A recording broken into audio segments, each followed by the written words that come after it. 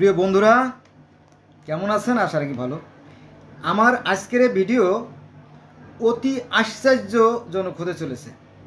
অবিশ্বাস্য হলেও সত্য যে পৃথিবীর অসংখ্য মানুষের সাথে সৃষ্টিকর্তা কথা বলেছেন, আবার অনেকের সাথে দেখাও করেছেন।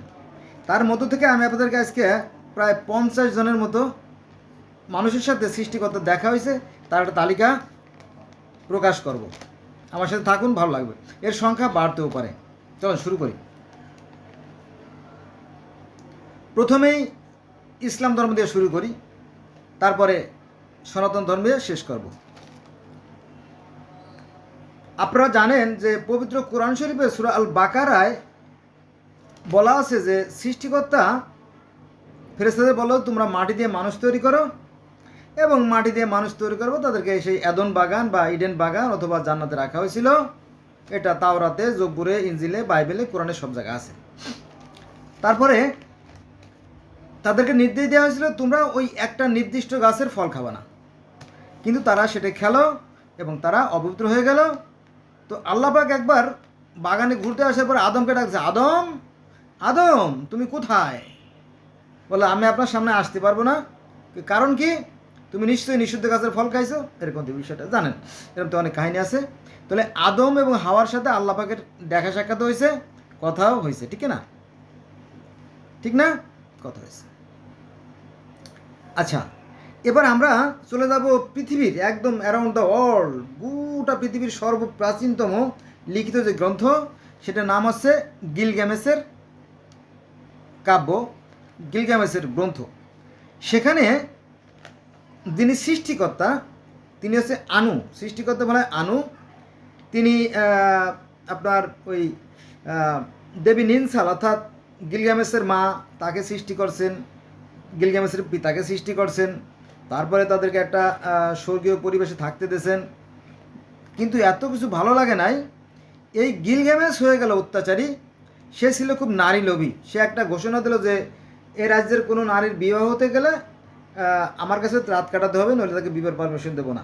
তখন জনগণ খেপে গেল, তারা ঈশ্বরের কাছে নালিশ করলো। হ্যাঁ, এই নিয়ে দেবতারা অসন্তুষ্ট হয়ে গেল। এই গিলগামেশ আবার কী করছিল জানেন? এই গিলগামেশ আপনার ওই বনের রাজা হোমবাবাকে হত্যা করে, এবং বনের রাজা হোমবাবার 7টা ছেলেকে হত্যা করে, এবং একটা গরুকে হত্যা করে। গরুকে হত্যা করার ফলে আপনার সবাই অসন্তুষ্ট হয়ে যায়। ফলে দেবতার আশীর্বাদে এই গিলগামেশের যে বন্ধু ছিল এনকেদু, সে মারা যায়। তো সেই সুখের পরিবেশে অশান্তি বিরাজ করলো কার কারণে? এই গিলগামেশের কারণে। সে নারী দেখলেই খাবলা দিয়ে ধরে। হ্যাঁ, কোনো নারী তার কাছে রাত না কাটালে তাকে বিবাহের পারমিশন দেবে না। এ নিয়ে সবাই অসন্তুষ্ট হয়ে গেল, দেবতার কাছে নালিশ করলো। দেবতারা আবার ঈশ্বরের কাছে নালিশ করলো। পরে দেবতাদের সাথে এই গিলগামেশের শুরু হয়ে গেল যুদ্ধ। সে বিরাট কাহিনী। যাক, তো সেখানে দেবী নিনসাল, হ্যাঁ, তারপরে সেই মাটি দিয়ে মানুষ তৈরি কাহিনী আছে। ঈশ্বর দেবী আরুরকে বলল, হে দেবী আরুরু, তুমি মাটি দিয়ে মানুষ তৈরি করো এবং একটা বাগানে থাকো। পরে তাদের অমরত্ব যখন নষ্ট হয়ে যায়, ওই যে আদম হাওয়া যেমন ফল খেয়ে অমরত্ব নষ্ট হয়ে গেল, তখন তারা অপবিত্র হয়ে গেল। ঠিক ওরকমটি যখন গিলগামেশ যখন বনের রাজা হোমবাবাকে মারলো এবং গরুকে হত্যা করলো, তখন সে অভিশপ্ত হয়ে গেল, তার বন্ধু মারা গেল, এবং সে অমরত্ব লাভের জন্য পুতনা পৃষ্টিমের কাছে গেল, এবং সেখান থেকে একটা জীবন লতা, যে লতা খাইলে অমরত্ব লাভ করা যায়, সেই লতা আনতে গেছিলো। কিন্তু সাপে সেই লতা খাওয়ার ফলে অমরত্ব লাভ করা হলো না। ইসলাম ধর্ম একটা সাপের কথা বলা যে সাপ শয়তানের রূপ ধরে এসে আদম হাওয়াকে এই নিষিদ্ধ ফল খাওয়ানোর ফলে তাদের অমরত্ব নষ্ট হয়ে যায়। এরকম কাছাকাছি ঘটনা কিন্তু। আচ্ছা, তাহলে আমরা দেখলাম যে ইসলাম ধর্মের কোরআনেও সেই আদম হাওয়ার সাথে আল্লাহর সাথে দেখা সাক্ষাৎ হয়েছে সৃষ্টিকর্তার সাথে।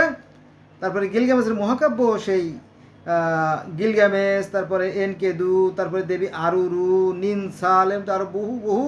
যদি এদেরকে আমি যোগ করি তাহলে দেখা যাবে শত শত মানুষের সাথে সৃষ্টিকর্তা দেখা হয়েছে, কথা হয়েছে। সেখানে আমি যাব না। চলেন 3 নম্বরে যাই, মিশরীয় ধর্মে। প্রথমে বলছিলাম ইসলাম ধর্ম, তারপর বলছি গিলগামেশ, এখন ধর্ম মিশরীয় ধর্ম যাবো আমরা, মিশর। তো মিশরীয় ধর্মের যিনি অদৃশ্যের যিনি সৃষ্টিকর্তা, তিনি হচ্ছেন কে? রা। যিনি নিরাকার, জ্যোতিময়, অশরীরী, এবং তার আছে 4জন অশরীরী দেবতা।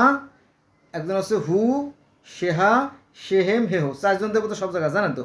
ইসলাম ধর্মে 4জন দেবতা আছে, আজরাইল, জিব্রাইল, ইসলাম, মিকাইল, 4জন। আর এই গিলগামেশে আছে 4জন, হু, শেহা, শেম, হেহ, 4জন। তারপরে সনাতন ধর্মে আছে ব্রহ্মা, বিষ্ণু, শিব, মহেশ্বর, 4জন।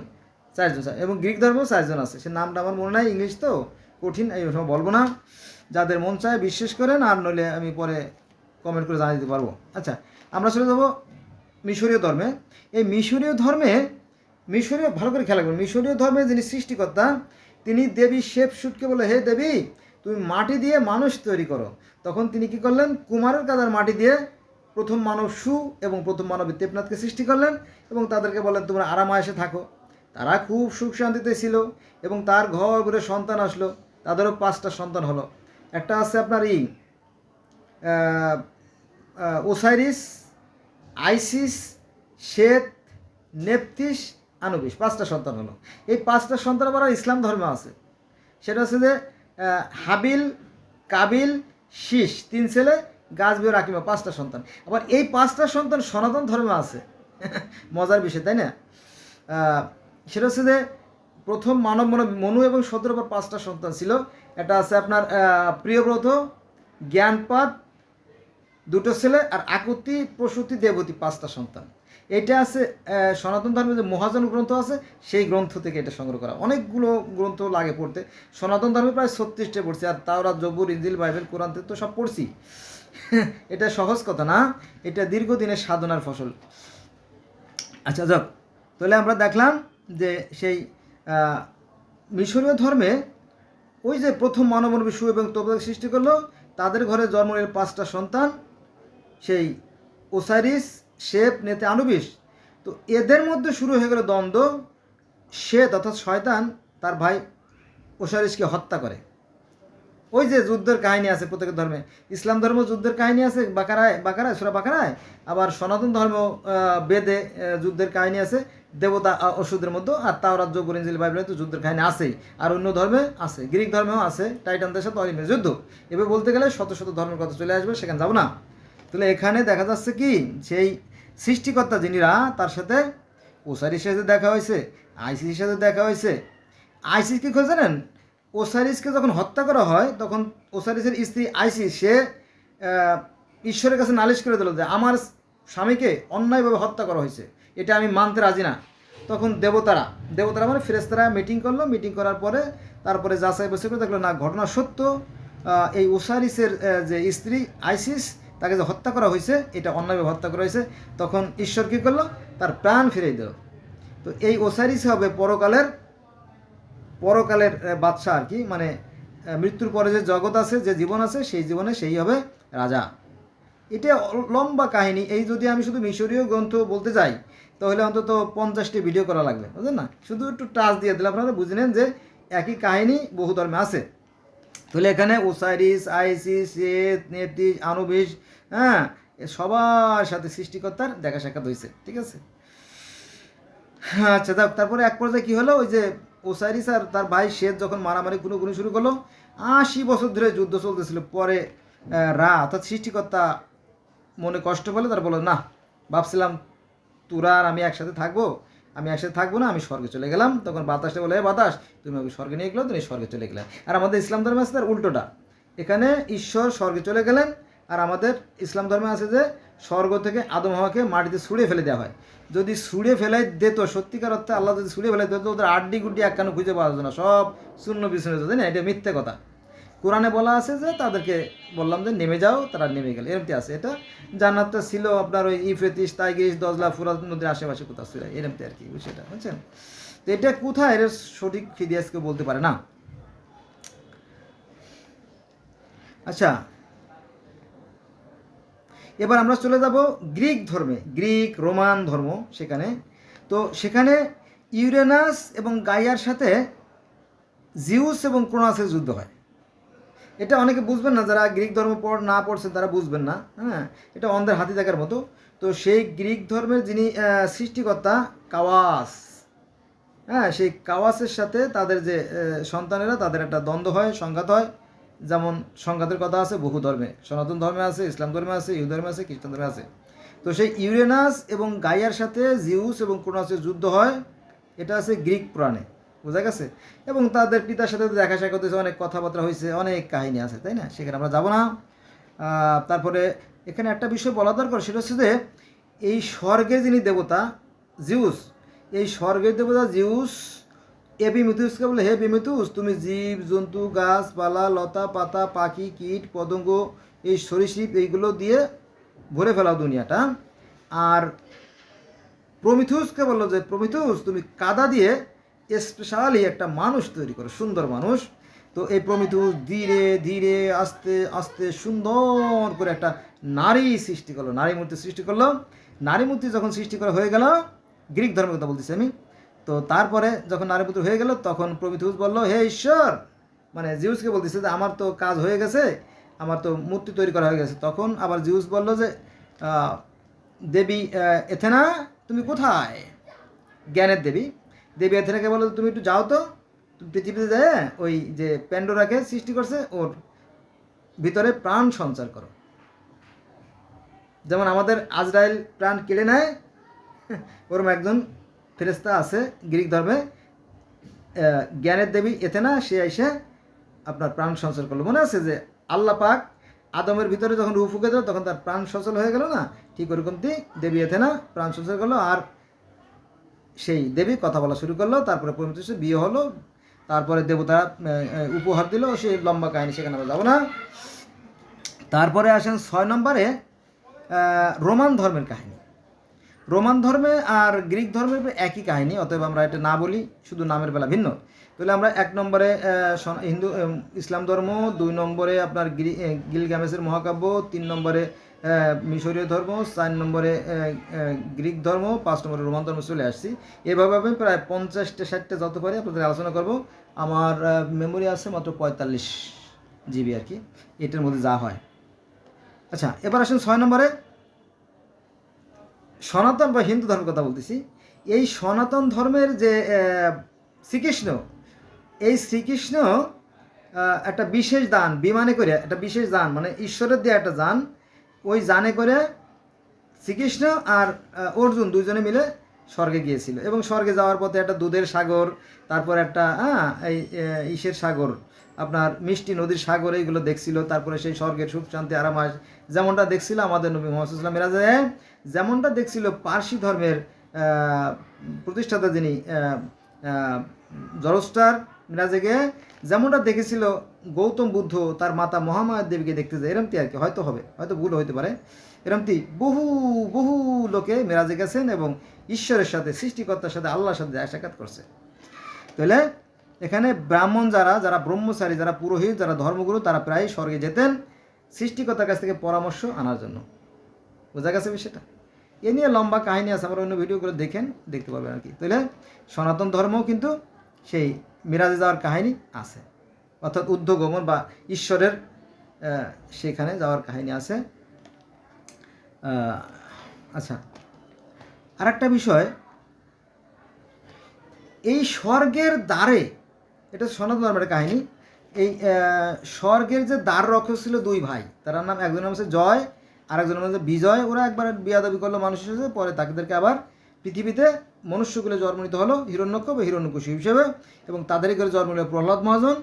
ও যাকে ওই যে আগুনে পোড়ানোর জন্য চেষ্টা করা হয়েছিল, কিন্তু আগুনে পড়ে নাই। তিনি ছিলেন খুব ন্যায় এবং আদর্শবান, তিনি দিবারাত্র শুধু নিরাকার হরি হরির কথা বলতো।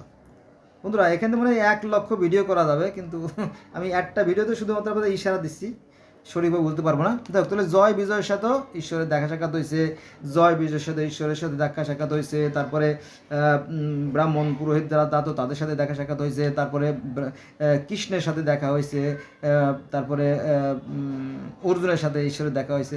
তো এখানে 6-7 জন পেয়ে গেছে, তাই না? বিশাল ব্যাপার। এবার আসেন প্রহ্লাদ মহাজন, অর্থাৎ ওই যে হিরণ্যকশিপুর পুত্র প্রহ্লাদ মহাজন দিবারাত শুধু হরি হরি হরি বলতো, হরি হরি হরি, হরির পর হরি বসা, তাই হরিকে দেখে হরিতে লোকায়, হরি সর্বোচ্চ বিরাজমান, সব কিছুর মধ্যে তিনি আছেন শক্তিরূপে, পরমাত্মা, আত্মারূপে আছেন। তো তিনি এই যে প্রহ্লাদ মহাজন, ইনি ঈশ্বরকে দেখতেন, ঈশ্বরকে দেখতেন, ঈশ্বরের সাথে কথা হতো, দেখা হতো। একবার তার পিতা হিরণ্যকশিপু জিজ্ঞেস করলো, এই তুই যে দিবারাত্র শুধু হরি হরি বলিস, তোর হরি করতে থাকে কোথায় রে? বলো, কেন পিতাজি, তিনি তো সর্বোচ্চ বিরাজমান। আমার এই সিংহাসনের এখানে কি আছে? হ্যাঁ আছে। তখনও কিন্তু রাগ কমে নাই, কারণ কয়লা ধুলে ময়লা জানে তো। তখন রাগে দে লাথি, লাথি দিলে তখন ওই যে নরসিংহ, তার মানে নিচের টুকু নর আর উপরটুকু সিংহ বের হয়ে পরে তার হিরণ্যকশিপুর কলিজা বিদীর্ণ করে ফেলে, তাকে হত্যা করে। আপনারা জানেন, যারা সনাতন ধর্মে তারা বুঝবে, যারা অন্যরা তারা বুঝবে না। তোরে প্রহ্লাদের সাথে আল্লাহর বা সৃষ্টিকর্তার দেখা সাক্ষাৎ হয়েছে। তারপরে আরও অনেক কাহিনী আছে, এত কাহিনী বলা যাবে না একটা ভিডিওতে। নারদ মুনি একবার মন্দাকিনী নদীতে বসে ধ্যান সাধনা করতেছিলেন, তখন ঈশ্বরের আবির্ভাব হলো। তখন নারদ মুনি প্রশ্ন করলেন, হে ভগবান, তুমি কোথায় থাকো গো?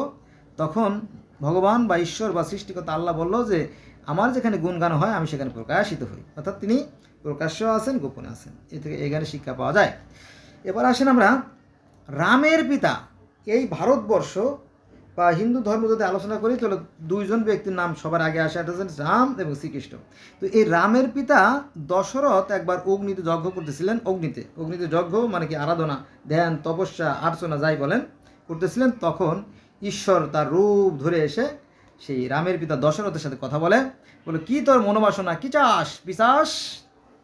পিশাচ না, মানে হে মানে অধম, তুই কি চাস? তখন বলো যে, হে ভগবান, তুমি তো আমাকে সবই দিছো। আমার তিনটে স্ত্রী আছে, আমার রাজ্য দিছো, রাজপাট দিছো, সিংহাসন দিছো, অর্থ দিছো, সম্মান দিছো, সুনাম দিছো, যশ দিছো, সবই দিছো, কোনো কিছু অপূর্ণ রাখো নাই, শুধুমাত্র আমার সন্তান নাই। বলে, তাই? তোর এত কিছু দিস, আর কি দিতে পারবো না? নে হালুয়া, লে হালুয়া। তাকে একটা সিন্নি দিল এবং বলো যে, এটা খাওয়াই দিস। তখন খাওয়াই দেওয়ার ফলে রামের 4টে সন্তান হলো। রাম, ব্রাহ্মণ, ভুলে গেছে, রাম, লক্ষণ, শত্রুঘ্ন, আর কি জানি, 4 ছেলে তো। রাম, ভরত ভরত ভরত ভরত ভরত ভরত 4 ছেলে। এত কিছু মনে থাকে নাকি বলেন ভাই? মাত্র ডিউটি থেকে আসলাম, মাথা গরম। তাহলে এই রামের পিতা দশরথের সাথেও সৃষ্টিকর্তার দেখা সাক্ষাৎ হয়েছে, তাই না? হয়তো আরও অনেকের সাথে হয়েছে, যাদের নাম আমার মনে নাই, তাই না? কারণ এত তো আসলে মাথায় ধরে না, কোনো মানুষের পক্ষে সম্ভব না।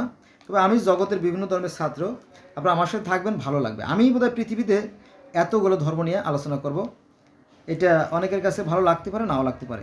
আচ্ছা, এবার আসেন কুরুক্ষেত্র যুদ্ধে চলে যাবো আপনার, কারণ around the world famous story Kurukshetra যুদ্ধ। এই কুরুক্ষেত্র যুদ্ধর সময় অর্জুন বলল যে, হে শ্রীকৃষ্ণ, আমি ঈশ্বরের যে দিব্য রূপ দেখতে চাই। তখন শ্রীকৃষ্ণ বলল, না, তাকে তো চর্মচক্ষু দেখা সম্ভব না। তখন বলল, ঠিক আছে, তোমাকে আমি জ্ঞানচক্ষু দান করতেছি। তখন জ্ঞানচক্ষু দান করা হলো এবং দেখলো যে সেই কৃষ্ণের মুখে গভীরে গোটা বিশ্ব ব্রহ্মাণ্ড বিরাজমান। তো আর একটা রূপ দেখানো হলো, সেটা হচ্ছে যে সহস্র সূর্য যদি আকাশে উদিত হয়, তাহার তুলনা ঈশ্বরের রূপ কিছুই নয়, এটা জ্যোতিময়। যেটা আমাদের কোরআন শরীফের সূরা নূরের 35 নম্বর আয়াতে আছে, আল্লাহর রূপ জ্যোতিময়। সেই কুরুক্ষেত্র যুদ্ধেও সেই ঈশ্বরের রূপ ছিল জ্যোতিময়। তারপরে গীতায় বলা হয়েছে যে ঈশ্বরকে চর্মচক্ষু তার দেখা সম্ভব না। এই কথাটা আছে কোরআন শরীফের সূরা আনামের 103 নম্বর আয়াতে, যে তাকে চর্মচক্ষু দেখা সম্ভব না। আর একটা রূপ আছে যে মানুষের এমন কোনো সাধ্য নাই সৃষ্টিকর্তাকে দেখে, এটা আছে আপনার সূরা শুরার আয়াত নম্বর 51। বোঝা গেছে বিষয়টা? এটা কি? তাহলে আমরা দেখলাম এখানেও সেই কৃষ্ণের সাথে, তারপরে কৃষ্ণের সাথে অর্জুনের সাথে আলাদা দেখা হয়েছে। এখানে একটা বিষয় বলা দরকার, সেটা হচ্ছে কৃষ্ণকে কেউ বলে ভগবান, কেউ বলে অবতার। এখানে একটা বিষয় হচ্ছে যে কৃষ্ণের মায়ের নাম হচ্ছে দেবকীরানী। কৃষ্ণের মায়ের নাম দেবকীরানী, পিতার নাম বাসুদেব, ভাইয়ের নাম বলরাম, বোনের নাম সুভদ্রা, বোনের স্বামীর নাম অর্জুন। তারপরে কৃষ্ণের মামাতো কংস, সবাই জানে। তারপরে কৃষ্ণের স্ত্রীর নাম আছে রুক্মিণী, তারপরে জাম্বুবতী, আবার ছেলের নাম আছে শম্ভু। এরকম তার গোটা মানুষই ছিলেন। তবে এই মানুষ থেকে শ্রীকৃষ্ণ কেন ঈশ্বর হয়ে উঠলেন, ভগবান হলেন?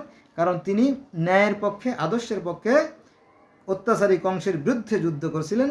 ফলে তার এই ভালো কাজের জন্য তাকে এই ঈশ্বর বা ভগবান বা অবতার খেতাব দেওয়া হয়েছিল। বোঝা গেছে সেটা? এটা কি? আচ্ছা, এবার আসেন আর একটা বিষয় নিয়ে, সেটা হচ্ছে যে যারা ধর্ম বিষয়ে অভিজ্ঞ তারা বলতেছে যে এই তাওরাত, জবুর, ইনজিল, বাইবেল, কুরআন এগুলো মূলত আসছে পার্সি ধর্ম থেকে।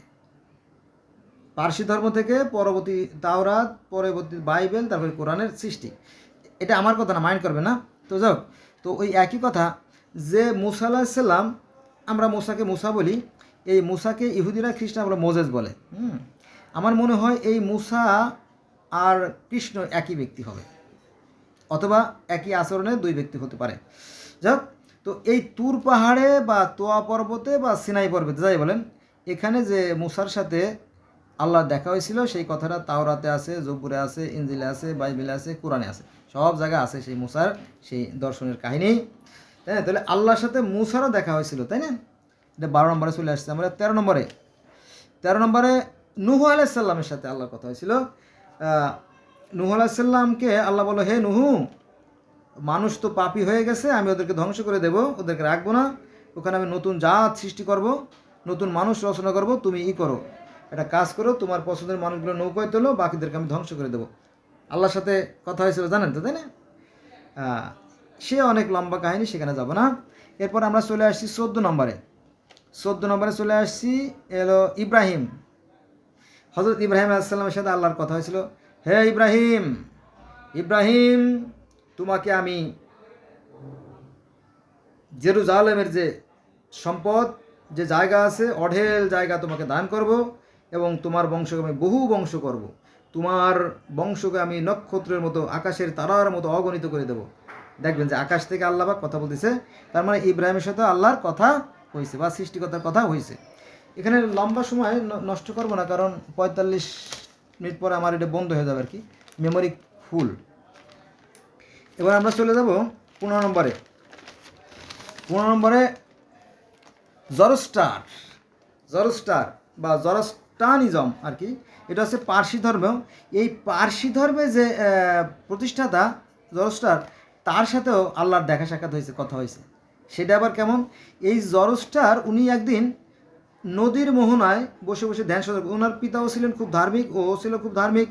তো হঠাৎ করে একটা ঈশ্বরের দূত, যাকে বলে আমরা দৈববাণী নিয়ে আসে, বা জিব্রাইল বললে আমরা তাকে চিনি, তো ওরকম একজন আসলেন, আসার পরে বলে, হে হে জরস্টার, পৃথিবীর মানুষ তো অধার্মিক হয়ে গেছে, তুমি তাদেরকে ধর্ম শিক্ষা দাও, এই জন্য তোমার ট্রেনিং দরকার, তুমি চলো, তোমার আমি আল্লাহর কাছে বা সৃষ্টিকর্তার কাছে নিয়ে যাই। তখন বলো, ঠিক আছে চলেন। তখন বাতাসে সা সা সা সা সা সা করে করে সেই সৃষ্টিকর্তা ঈশ্বরের কাছে নিয়ে গেলেন। পরে ঈশ্বরের সাথে কথা হলো, তারপরে স্বর্গের দুঃখ কষ্ট, নরকের আরামায়েশ, এগুলো দেখলেন। হ্যাঁ, সে হুর গেলেমান যা যা ছিল সব কিছু দেখলেন, যে দুধের সাগর, তারপরে মধুর সাগর, যেগুলো সাগর আছে সবগুলো দেখলেন। দেখার পরে তিনি সেখানে 10 বছর ছিলেন। কয় বছর? 10টা বছর ছিলেন সেই পার্সি ধর্মের প্রতিষ্ঠা জরস্টার, ঈশ্বরের সান্নিধ্যে বা ঈশ্বরের আশেপাশে 10 বছর কাটাইয়া সব কিছু শিখে ট্রেনিং নিয়ে পরে আবার পৃথিবীতে নেমে আসেন। তিনি যখন পৃথিবীতে নেমে আসেন তখন অগ্নি বৃষ্টি হচ্ছিল, আলোর বৃষ্টি হচ্ছিল, আলোর ঝলকানি হচ্ছিল। যেমন বিয়ে বাড়িতে অনুষ্ঠান হয় না, মুসলমানি বাড়িতে কি মজা না হয় ঠিক করে বুদ্ধি, কারণ মাটির মানুষ সেই স্বর্গ থেকে আসতেছে, এটি চান্টিকানি কথা। আমরা অনেক খুনি আছে না, জেল থেকে বেরোলে কী করি, ফুলের মালা টালা দিয়ে নিয়ে আসি, তাই না? আর এখানে তো একজন মহামানব, তাই না? তার কতটা কদর হতে পারে বুঝে নেন। তাহলে জরস্টারের সাথেও আল্লাহর দেখা হয়েছে, তো মেরাজ হয়েছে, তাই না? এটা আছে কোথায়, কোথায় পাইছেন? এটা আছে আবেস্তা, জেন্দাবেস্তা আবেস্তা, এই কাহিনী আছে, যদি আপনারা দেখতেন, অর্থাৎ পার্সি ধর্মে। এবার আসেন গৌতম বুদ্ধ সৃষ্টিকর্তা সম্পর্কে কিছু বলেন না, কারণ আমাদের নবী মুহাম্মদ সাল্লাল্লাহু আলাইহি ওয়াসাল্লাম মিরাজে গেছিলেন কিন্তু সৃষ্টিকর্তাকে দেখতে পারেন নাই, তিনি একটা আলো দেখছেন। তো গৌতম বুদ্ধ যে বুদ্ধিমান মানুষ, তিনি সৃষ্টিকর্তা সম্পর্কে মন্তব্য করেন নাই, কারণ এটা যদি বলেন তাহলে এটা কোরআনের বিরুদ্ধে যায়। কারণ সূরা আনামের 103 নম্বর আয়াতে বলা হয়েছে ঈশ্বরকে চর্মচক্ষু দেখা সম্ভব না। তারপরে সূরার 1 নম্বর আয়াতে বলা হয়েছে যে মানুষের কোনো সাধ্য নয় সৃষ্টিকর্তাকে দেখে, এবং সূরার 25 নম্বর আয়াতে বলা হয়েছে যে ঈশ্বর আছে জ্যোতিময়। বুঝা গেছে? অতএব তাকে চর্মচক্ষু দ্বারা দেখা সম্ভব নয়। এই জন্য গৌতম বুদ্ধ এ ব্যাপারে কোনো মন্তব্য করে নাই। তবে গৌতম বুদ্ধ তার মাতা মহামায়া দেবীকে দেখার জন্য সেই স্বর্গে গিয়েছিলেন, তার মানে মিরাজে গিয়েছিলেন। ঈশ্বর থাকলে তিনি নিশ্চয়ই তার সাথে দেখা হতো, তাই না? 50 থেকে 100 অথবা 100 থেকে 200 বা বহু মানুষের সাথে সৃষ্টিকর্তা দেখা করছেন। কিন্তু এটা আমরা পাবো কিভাবে, তার একটা তালিকা আমি বহু কষ্ট করে তৈরি করছি।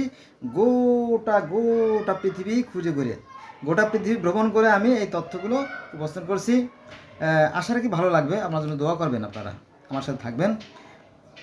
এবার আসেন কংস, অর্থাৎ শ্রীকৃষ্ণের মামা অত্যাচারী কংসের সাথেও ঈশ্বর কথা বলছে। তো সৃষ্টিকর্তা তো অনেক আদর করে, সোহাগ করে, প্রেমের মাধ্যমে, ভালোবাসার মাধ্যমে এই পৃথিবী সৃষ্টি করছে, তাই না? তিনি চান না সহজে ধ্বংস করে দিতে, তারপরেও মাঝে মাঝে ধ্বংস করতে হয়। কাটা জায়গা, যেখানে ক্যান্সার হয়ে গেছে কেটে ফেলতে হবে, তাই না? যেখানে ঘা হয়ে গেছে কেটে ফেলতে হবে না সেখানে। তো এই রাজা কংস হয়ে গেল অত্যাচারী। তো সৃষ্টিকর্তা তাকে সংশোধনের জন্য সময় দিয়েছিল, কিন্তু কংস নিজেকে সংশোধন করলো না। তখন বলল যে, হে কংস, তোমাকে বধিবে যে গোকুলে বাড়ি শেষে। এটা হলো দৈববাণী বলে, দৈববাণী। আমরা যেমন বলি ওহি, আমি তো মুসলমানের সন্তান, আমরা যেমন বলি দৈববাণী, হিন্দুরা সেটা বলে ও ই বলে, সরি, হিন্দুরা যেটা বলে দৈববাণী, আমরা বলি সেটা ওহি, ঠিক আছে?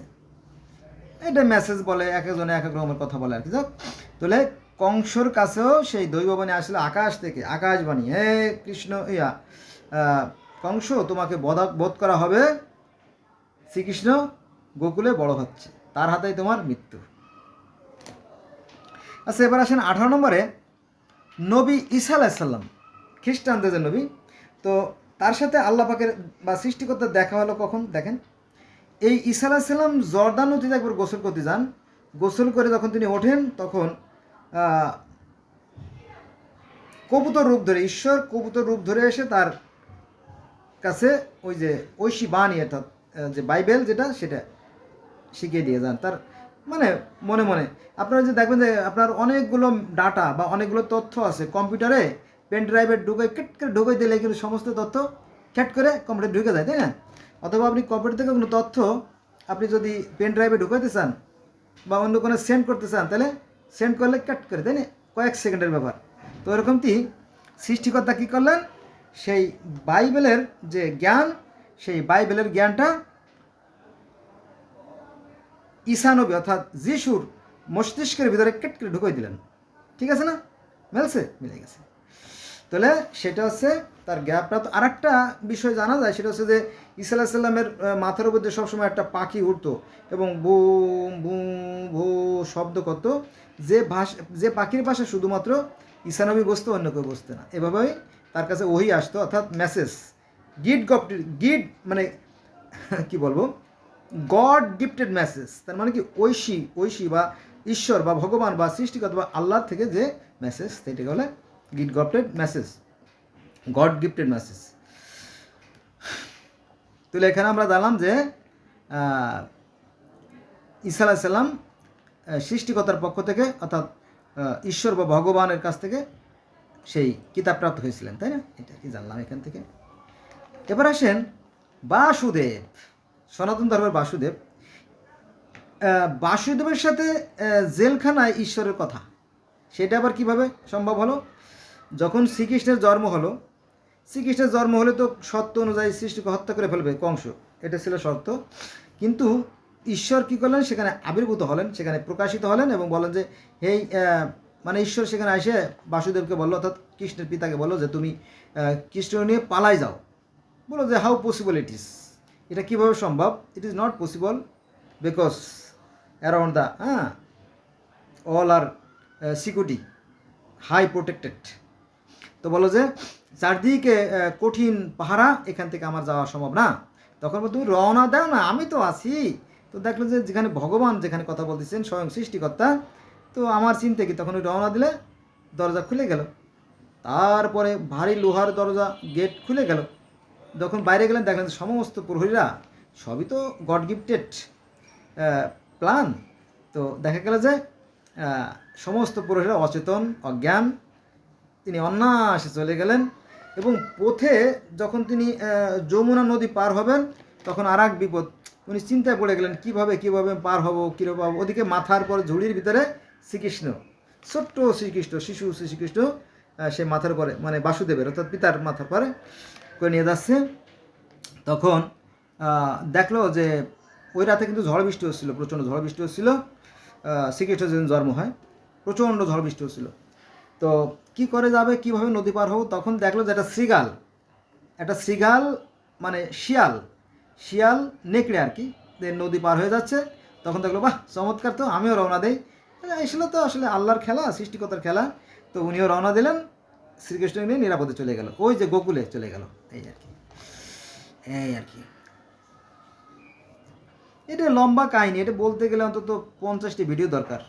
ওই যে নন্দনালের বাসায় নন্দনালের বাড়িতে শ্রীকৃষ্ণ লালন পালন হতে লাগলো, তারপরে রাক্ষসী তাকে মারার চেষ্টা করলো, ফলে নিজে রাক্ষসী নিজেই মারা গেল।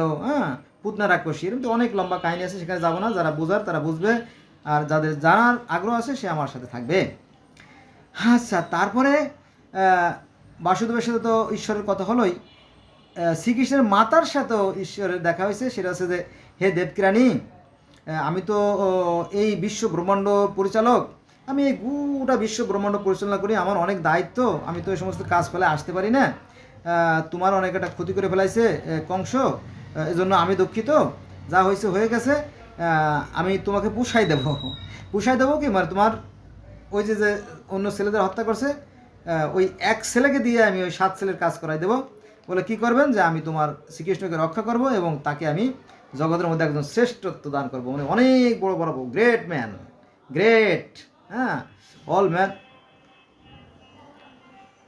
সবাই তাকে বলবে ঈশ্বর, এরকম কি ব্যাপারটা আর কি। স্বয়ং সৃষ্টিকর্তা যিনি, তিনি জ্যোতিরূপ এসে দেবকিরানী অর্থাৎ শ্রীকৃষ্ণের মাকে বললো যে তুমি দুঃখ করো না, যা হবার হয়ে গেছে, past is past, do not result the past.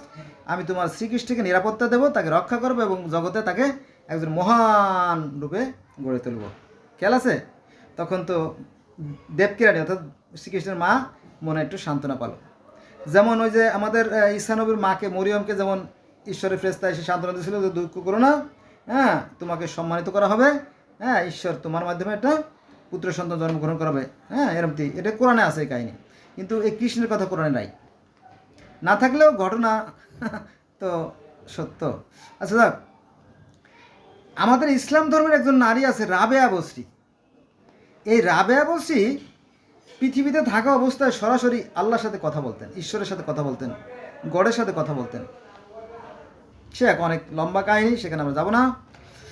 এটা তো আমরা বুঝবেন, যারা বাংলা ভাষাভাষী তারা সহজে বুঝবেন।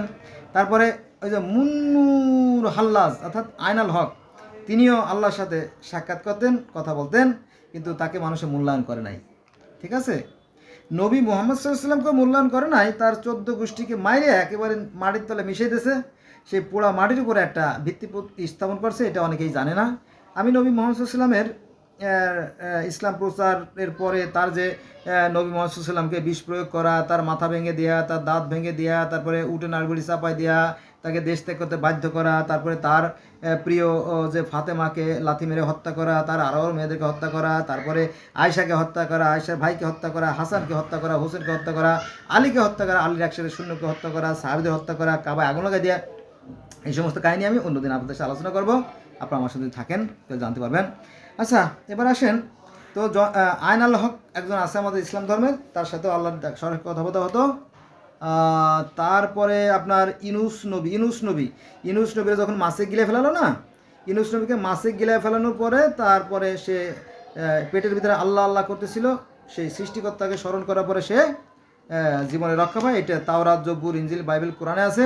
এমনকি সনাতন ধর্মেও আছে যে ঘটকচঁদ নামে একজন, উনি ভ্রমণ করতে গেছিলেন, উনি পিপাসার্থ, পানি খেতে গেলে মাছে তাকে খেয়ে ফেলে, পরে তিনি সেই ঈশ্বরের নাম নেওয়ার ফলে তিনি অমরত্ব লাভ করেন, তিনি মাছের পেট থেকে আবার উদ্ধার হয়ে আসেন। সে লম্বা কাহিনী, আমার মেমোরি কম আছে বন্ধুরা, এই জন্য আমি তাড়াতাড়ি করতেছি, সরি ফর দ্যাট।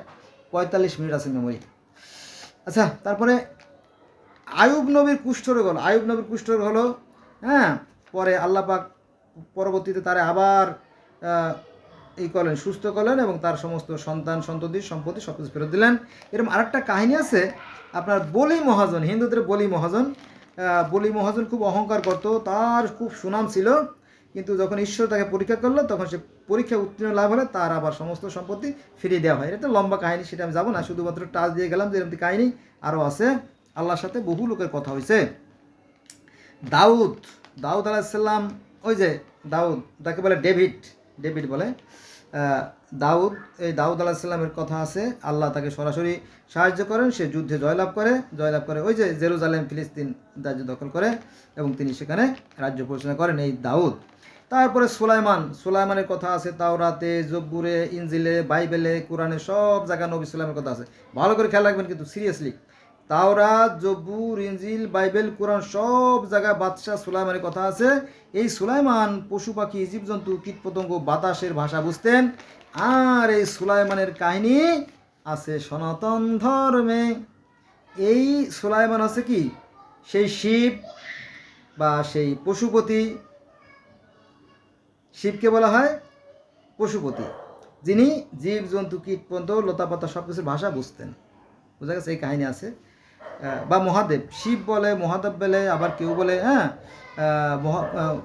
ওই যে পশুপতি কেন বলেন? তিনি ছিলেন পশুর রাজা, তিনি সমস্ত পশুদেরকে জ্ঞান দিতেন এবং তিনি পশুদের ভাষা বুঝতেন। কে? এই শিব। দেখবেন যে নীলকণ্ঠ, কালো নীল বর্ণের, কাঁধে একটা সাপ থাকে, এরকম একটা সাপ, আর থাকে আপনার বাঘের চামড়া পরনে আর হরিণের চামড়া গায়ে, আর তার পাশে থাকে অসংখ্য জীবজন্তু, গরু, ছাগল, হাঁস, মুরগি, ময়ূর, পাখি ইত্যাদি ইত্যাদি। কালী পূজা এই সমস্ত মানে মূর্তি ওরা গড়ে। ওই মূর্তি তো আসলে সেই ঈশ্বরের মূর্তি না, সেই ঈশ্বরকে স্মরণ করার জন্য, সেই স্মৃতিকে আরও দৃঢ় করার জন্য তারা এই মূর্তিগুলো করে থাকে। এটা তো মূর্তি তো আর ঈশ্বর না, তাই না? এটা মুসলমানরা বুঝে না, বুঝলে পরে বোধ হয় হিন্দু মুসলমানদের এত দ্বন্দ্ব হতো না। কারণ ঈশ্বরের মূর্তি গড়ার সাধ্য কারণ তিনি হচ্ছে অসীম, সীমাহীন। আচ্ছা, এবার আসেন জাকারিয়া নবীকে যখন করাতে চেরা হয়, যখন জাকারিয়া নবী গাছের মধ্যে ঢুকে গেল, তখন তার মাথা চেরা হয়, তখন বলছে, হে আল্লাহ, তুমি আমাকে রক্ষা করো। না বেয়াদব, তুমি যখন গাছের কাছে সাহায্য চাইলে তখন আমার কথা স্মরণ ছিল না? এটা তোমার শাস্তি, তোমার মাথা কাটা হবে, এটি তোমার শাস্তি। যদি চিৎকার করো নবুয়তের খাতে তোমার নাম কেটে দেবো। এই জাকারিয়া নবীর কথা আছে তাওরাতে, জব্বুরে, ইনজিলে, বাইবেলে, কোরআনে সব জায়গা আছে। তারপরে মুসা আলাইসাল্লাম, ওই যে মুসা আলাইসাল্লামের সাথে সেই তুর পাহাড়ে, তোয়া পর্বতে বা সিনাই পর্বতে আল্লাহর সাথে দেখা সাক্ষাৎ হয় এবং আল্লাহ পাক স্বর্গীয় পাথরে বাণীতে খোদাই করা লেখা সেই মুসাকে উপহার দেয়। তারপরে মরিয়মের সাথে 29 নম্বরে চলে আসি, মরিয়মের সাথে আল্লাহর সাক্ষাৎ হয়, আল্লাহর সাক্ষাৎ হয় না, আল্লাহর যে ফেরেশতা আছে তার সাথে সাক্ষাৎ হয়। তারপরে 40-45 মিনিট, অল্প সময় আছে। আচ্ছা, নবী লুতের সাথে আল্লাহর কথা হয়। লুতকে বলে, হে লুত, তুমি তাড়াতাড়ি সরে যাও, তোমার ওই অসভ্য জাতিকে আমি ধ্বংস করে দেব। তারপরে আদ জাতি, সামুদ জাতি, তাদেরকেও ধ্বংস করে দেওয়া হয়। তাদের নবীকে বলা হয়, তুমি সামনের দিকে চলে যাও, ওই জাতিকে ধ্বংস করে দেব। ইব্রাহিমের উপরে আগুন, ওই যে আগুনের শাস্তি আসে, আগুনের শাস্তি আসে, সেখান থেকে আল্লাহ তাকে রক্ষা করে এবং আল্লাহ বলেন, হে ইব্রাহিম, তুমি দুঃখ করো না, আমি তোমাকে রক্ষা করবো। আল্লাহ আগুনকে বলে, আল্লাহ কাকে বলেন? আগুনকে বলেন, কুনিয়া নারুন বারদা উসালামুন ওয়ালা ইব্রাহিম, হে আগুন তুমি কি ইব্রাহিমের সহনশীল হয়ে যাও। মনে আছে? এগুলো আবার হিন্দু ধর্মে আছে। হিন্দু ধর্মে যখন প্রহ্লাদ মহাজনকে আগুনে পোড়ানো হয় তখন আগুন এসে পড়ে না। আমার মনে হয় কি জানেন, সেই একই কাহিনী বাতাসে ভেসে ভেসে ভেসে অনেক ধর্মের ভিতরে ছড়াই গেছে। আর কিন্তু সেটা কি, তাহলে ইব্রাহিমকে আগুনে পোড়ানো হয়েছিল আর হিন্দুদের প্রহ্লাদ মহাজনকে আগুনে পোড়ানো হয়েছিল, দুজনেই আগুন থেকে রক্ষা পাইছিল, অথবা এক ব্যক্তিকে দুই নামে ডাকা হয়, এমন হতে পারে। আচ্ছা, নবী মুহাম্মদ সাল্লাল্লাহু আলাইহি ওয়াসাল্লাম মিরাজে গেছিলেন। এই একটা বিষয় শুধু মুসলমান যারা ভাই আমার, তারা শুধু একটা বিষয় জানে, আর আমি এই 100টা 200টা বিষয় জানি। এটা আমার কোনো বাহাদুরি না, মাইন্ড করে না, সরি ফর দ্যাট। এটা হচ্ছে সৃষ্টিকর্তা দান। সৃষ্টিকর্তা আমাকে একটু জ্ঞান দান করছেন। আমি দীর্ঘদিন ধরে এই ধর্ম নিয়ে গবেষণা করে আসছি, তাই আমি আপনাদের সাথে শেয়ার করলাম। আপনারা আমার জন্য দোয়া করবেন, আশীর্বাদ করবেন। I think you will must peace for me, prayer for me, prayer প্রার্থনা, আমার জন্য প্রার্থনা করবেন। আর কে কি দেখতেছেন আমি জানি না তো। আচ্ছা, ইবলিসের সাথে আল্লাহর ঝগড়া মনে আছে? ইবলিসের সাথে আল্লাহর দেখা হয়েছে। ওই যে ইবলিস বলল, আপনি আমার সর্বনাশ করলেন, আমি দেখে নেব আপনার মানুষ কীভাবে জান্নাতে যায়। মনে আছে? জান্নাতে ইবলিসের সাথেও ঝগড়া হয়েছিল, অর্থাৎ ইবলিসের সাথে আল্লাহর দেখা সাক্ষাৎ হয়েছে, কথা হয়েছে। তারপরে 35 নম্বরে চলে আসি স্বর্গ দেবতা, ওই যে স্বর্গের দেবতা জিউস এবং প্রমিথিউস ও এপিমিথিউসকে সৃষ্টি করতে নির্দেশ দিছিল, মনে আছে? প্রমিথিউসকে বললো তুমি মাটি দিয়ে মানুষ তৈরি করো, আর এপিমিথিউসকে বললো তুমি জীবজন্তু কী করো। এটা আছে গ্রিক ধর্মে। তো গ্রিক ধর্মেও সেই স্বর্গের রাজার সাথে মানুষের দেখা সাক্ষাৎ কথা হইতো, সে কাহিনী আছে। তারপরে স্বর্গের দেবী এথেনা, ওই স্বর্গের দেবী এথেনাকে ঈশ্বর বলল, হেই দেবী এথেনা, তুমি একটা কাজ করো, তুমি ওই যে প্রমিথিউস যে মাটি দিয়ে মানুষ তৈরি করছে ওর মধ্যে প্রাণ সঞ্চার করো এবং ওই প্রমিথিউসের সাথে এই প্যান্ডোরার বিবাহ দিয়ে দাও। ঠিক আছে, এটা আছে কোথায়? গ্রিক ধর্মে এবং রোমান ধর্মে এই কাহিনীগুলো আছে। ঈশ্বরের সাথে মানুষের যে দেখা সাক্ষাৎ, যেহেতু মানুষ মাটির তৈরি আর দেবতারা তো আলো, অগ্নি, জ্যোতি, নূর, লাইটের তৈরি, তাই না? ওখানেও তাই, একই কথা ওখানেও আছে, তবে ভিন্ন ভাষায় ভিন্ন রকম, আর কিছু না, মূল বিষয় কিন্তু এক। যাই হোক, স্বর্গের দেবী এথেনা তাতে প্রাণ সঞ্চার করলো ইত্যাদি কাহিনী আছে। তারপরে মিশরীয় ধর্মে আবার ফিরে গেলাম। মিশরীয় ধর্মের যে দেবতা শেপশেচুর, তাকে ঈশ্বর বলল যে ঈশ্বররা, মানে মিশরীয় ধর্মের যিনি সৃষ্টিকর্তারা, তিনি দেবী শেপশুটকে বললো যে তুমি কাদা দিয়ে প্রথম মানব তৈরি করো। ওই যে প্রথম মানব সু এবং প্রথম মানব দেবতাকে সৃষ্টি করলো। তার মানে কি ঈশ্বরের সাথে তাদের দেখা সাক্ষাৎ হয়েছিল, কথা হয়েছিল, এটা আছে মিশরীয় ধর্মে। তারপরে আমরা চলে এসেছি 38 নম্বরে। ঈশ্বর বলল, হে আগুন, প্রহ্লাদকে আগুন পুড়িও না। খেয়াল আছে? আল্লাহর সাথে কথা হলো সেই প্রহ্লাদকে, হে প্রহ্লাদ তোমাকে আগুনে রক্ষা করবে ইত্যাদি ইত্যাদি। এটা হিন্দু ধর্মে আছে, এটা আমি আগেও বলে ফেলেছি অবশ্য। এবার আসে 39 নম্বরে হাবিল কাবিল তাদের পিতা।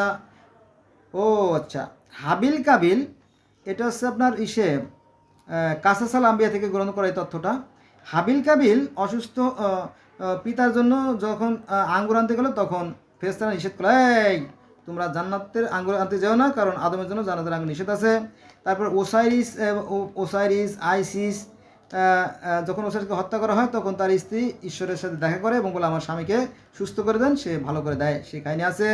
তারপরে বিষ্ণু, সৃষ্টিকর্তা বিষ্ণু বলে, হে বিষ্ণু তুমি কদ্দম দিয়ে মানুষ তৈরি করো, সেই কাহিনী আছে আপনার উপনিষদে। মনু সতর্ককে সৃষ্টি করার কাহিনী আছে। তারপরে 42 নম্বরে আছে অ্যাডাম এবং ইভ, এটা আছে ইহুদ ধর্মে, তাদের সাথে তো ঈশ্বরের দেখা সাক্ষাৎ হয়েছে। তারপরে আরও অনেক অনেক দেবতা আছে, ফেরেশতা আছে, তাদের সাথে দেখা সাক্ষাৎ হয়েছে। 43 নম্বরে খাজা খিজির, একজন খাজা খিজির আছে আমাদের ইসলাম ধর্মের। সেই খাজা খিজির কাছে নবী মুসাকে পাঠানো হয়েছিল শিক্ষা দানের জন্য, একটা লম্বা কাহিনী আছে। তারপরে ইদ্রিস নবীর সাথে আল্লাহর দেখা সাক্ষাৎ হয়েছে এবং ইদ্রিস নবী চৌথ আসমানে অর্থাৎ 4th ফ্লোরে তিনি এখন অবস্থান করছেন, এরকম কাহিনী আছে। এভাবে আরও আরও আরও আছে, যে সময় সংক্ষিপ্ত কারণে আমার 45 মিনিটের ছিল মেমোরি আছে, যদি আপনারা দেখাতে পারতাম। 43 মিনিট হয়ে গেছে, 2 মিনিট বাকি আছে, এই জন্য এটা সংক্ষিপ্ত করে দিলাম। তো আমি জগতের গুটা পৃথিবীর ধর্ম, আরও ধর্ম বাকি আছে, যেমন অ্যাজটেক ধর্ম, মায়ান ধর্ম, ইনকা ধর্ম, কেল্টিক ধর্ম, লুসাই ধর্ম, তারপরে সামানিজম ধর্ম, তারপরে আপনার মিত্রাই ধর্ম, তারপরে আপনার সুমেরীয় ধর্ম, ব্যাবিলনীয় ধর্ম, মিশরীয় ধর্ম, তাও ধর্ম, সিন্তু ধর্ম, বাহাই ধর্ম, কনফুসিয়াস ধর্ম, টেংরি ধর্ম, তারপরে আপনার আরও বহু। আমার এখানে এর পিছনে যদি দেখবেন যে 120টা ধর্মের আলোচনা আছে, যে 120টা ধর্মের অনুসারে তাদের সৃষ্টিকর্তা কী নামে ডাকে। পৃথিবীতে প্রায় 10,000 মতো ধর্ম আছে, আবার কারো কারো মতে ধর্মের সংখ্যা 4,315টা। যাও সে যাই হোক, আমি আপনাদেরকে আমার সাধ্যমতো এগুলো জানার চেষ্টা করব, কারণ অধিকাংশ ধর্মই কিন্তু ইংলিশে, ইংলিশে এগুলো ট্রান্সলেশন করতে হয়। তো ট্রান্সলেশন তো আসলে আমি ক্ষুদ্র মানুষ, আমি তো এত বুঝি না, ওই যা পারি জোড়াতালি দিয়ে এইগুলো আমি করি, আর বিভিন্ন সোর্স থেকে এটা সংগ্রহ করি। তবে ঘটনাগুলো সত্যি। মূল বিষয় হচ্ছে যে একই সৃষ্টিকর্তা, একজন সৃষ্টিকর্তাকে জগতের পৃথিবী বিভিন্ন মানুষ বিভিন্ন নামে ডাকে। আমাদের একটাই আকাশ, একটাই সূর্য, একটাই চাঁদ, একটাই পৃথিবী, একই আলো বাতাস আমরা ভোগ করি, আমরা একই স্রষ্টার সৃষ্টি। কিন্তু কোরআনের কথা, কিন্তু কোরআনে একই কথা বলা হয়েছে, সকল মানুষ একই আদমের সন্তান। পরে তারা মতভেদ সৃষ্টি করে বিভিন্ন দলে বিভক্ত হয়ে গেছে। আমি আল্লাহ আমার পূর্ব ঘোষণা হতে পারতো না, তাই আমি আমার মুসলমান ভাইদের তো মাথা গরম এবং ঘিলু কম। তারা মনে করে যে এই আল্লাহর ভাষা আরবি, ফেরেশতাদের ভাষা আরবি, নবী মুহাম্মদের ভাষা আরবি, কোরআনের ভাষা আরবি, মনে হয় এই সৌদি আরবটাই বোধ হয় গোটা পৃথিবী, এটা মনে করে আর কি। আসলে তা না, পৃথিবীটা অনেক বড়। আসুন আমরা আমাদের বিবেককে প্রকাশিত করি, প্রসারিত করি, আমাদের চোখটা আর একটু উন্মোচিত করি, আমরা একটু তাকাই দেখি পৃথিবীটা কত সুন্দর। এই পৃথিবীতে বারবার আসা হবে না, বারে বারে আর আসা হবে না। পৃথিবী আসবে শান্তি কবে? যদি হিন্দু, মুসলিম, বৌদ্ধ, খ্রিস্টান একজামাত হবে, শান্তি আসবে তবে। কেউ বলে হিন্দু, কেউ বলে মুসলমান, কেউ বলে বৌদ্ধ, কেউ বলে খ্রিস্টান, আমি বলি সকল মানুষ একই সমান। বন্ধুরা, আজকে এই পর্যন্ত রইল। সবাই ভালো থাকবেন, আমার সাথে থাকবেন, আর আমার জন্য একটু আশীর্বাদ করবেন, দোয়া করবেন। Prayer for me. Thanks a lot for watching my video. Bye bye.